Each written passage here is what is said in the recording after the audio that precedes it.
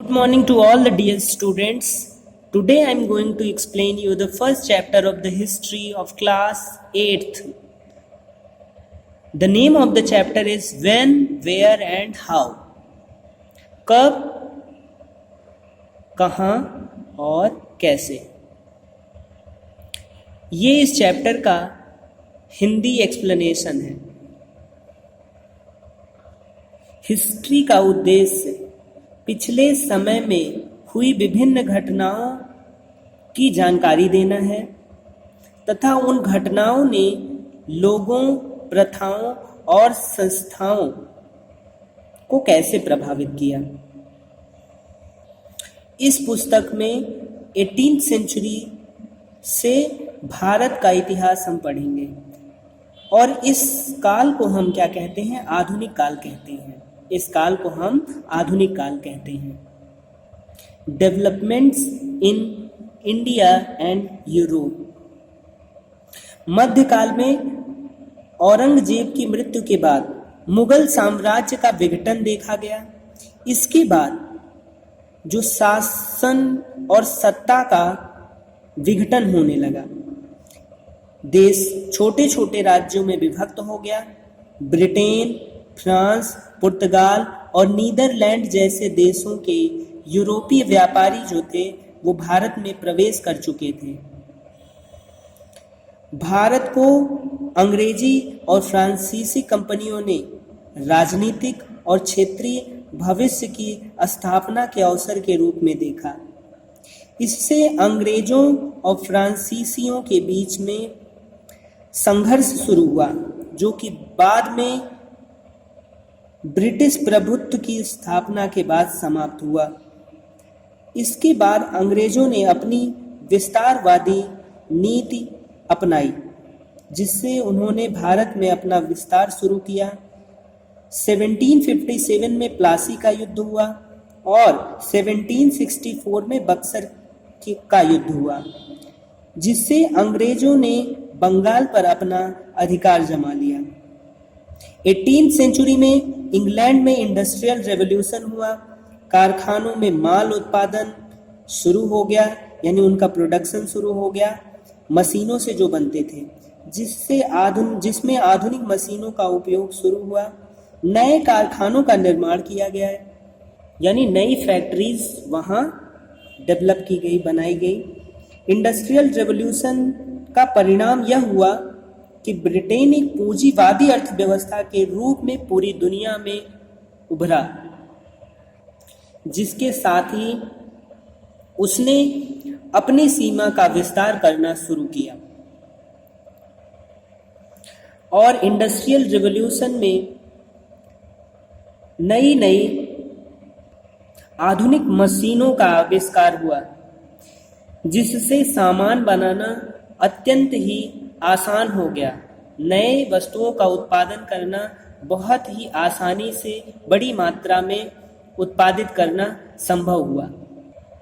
जब इंग्लैंड के अंदर बाजार अपने डेवलपमेंट के अंतिम स्तर पर पहुंच गए या चरम पर पहुंच गए, तो अन्य जो देश थे उनमें भी यह कंपटीशन या प्रतिस्पर्धा बढ़ी। कई यूरोपीय देश आपस में ही संघर्ष करने लगे। इंग्लैंड में सामान मशीनों से बनने लगे थे, जिससे वे बड़ी मात्रा में वस्तुओं का उत्पादन करते थे और इसे भारतीय बाजार में सस्ते दामों पे बेचते थे। इस तरीके से उन्होंने भारतीय बाजार में अपनी एक गहरी पकड़ बना ली। India in 18th century. India in 18th century यानी 18वीं शताब्दी में भारत कैसा था। 18th सेंचुरी के भारत में कुछ विशिष्ट विशेषताएं थी। उस समय भारत काफी हद तक राजनीतिक अस्थिरता से ग्रस्त था, यानी पॉलिटिकल अनस्टेबिलिटी थी। पहला, यह औरंगजेब की मृत्यु और उसके जो भी उत्तराधिकारी थे उनका अक्षम होना। कई प्रांत जैसे अवध, बंगाल और हैदराबाद ने अपनी स्वतंत्रता की घोषणा कर दी। सिखों ने भी महाराजा रणजीत सिंह के अधीन अपना स्वतंत्र राज्य स्थापित कर लिया। नादिर शाह और अहमद शाह के आक्रमणों ने तो मुगल साम्राज्य को तबाह कर दिया। प्रॉफिटेबल व्यापार यानी लाभदायक व्यापार का लालच पुर्तगाली, डच, फ्रेंच और अंग्रेजी जो व्यापारिक कंपनियां थी, उन्होंने ये जो लालच था, उन्होंने भारत के दक्षिणी छोर पर इन्हें लाकर खड़ा कर दिया। यानी भारत के दक्षिण के क्षेत्रों में इनका आगमन हुआ, इन कंपनियों का आगमन हुआ। कर्नाटक की युद्ध ने अंग्रेजों को एक नई प्रगति और विस्तार का मौका दिया, क्योंकि इससे क्या हुआ कि फ्रांसीसियों का जो आधिपत्य था भारत में वह नष्ट हुआ और इंग्लैंड ने भारत को एक कॉलोनी बना दिया, यानी एक उपनिवेश बना लिया और इसे अपने फायदे के लिए यूज करना शुरू कर दिया। भारत का शोषण शुरू कर दिया, एक्सप्लॉयटेशन करना शुरू कर दिया और साम्राज्यवादी सोच जो थी इंग्लैंड की, उसने भारत के जो स्वदेशी उद्योग थे, इंडस्ट्रीज थी, उसको पूरी तरीके से डिस्ट्रॉय कर दिया, यानी नष्ट कर दिया। ब्रिटिश कंपनी के शासकों की शोषक प्रवृत्ति यानी एक्सप्लॉयटेटिव बिहेवियर के कारण ही भारतीयों के मन में अंग्रेजों के प्रति एक नफरत की भावना को जन्म दिया। Sources of colonial period.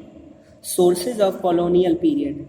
Colonial period के दो प्रमुख स्रोत हैं, एडमिनिस्ट्रेटिव रिकॉर्ड्स, सर्वे रिपोर्ट्स। यानी एडमिनिस्ट्रेटिव रिकॉर्ड्स पहला, दूसरा है सर्वे रिपोर्ट्स। तो एडमिनिस्ट्रेटिव रिकॉर्ड्स क्या थे उसके बारे में देखते हैं। अंग्रेजों ने भारत में शासन करना शुरू किया तो उन्होंने हर लेन देन का रिकॉर्ड रखना उचित समझा।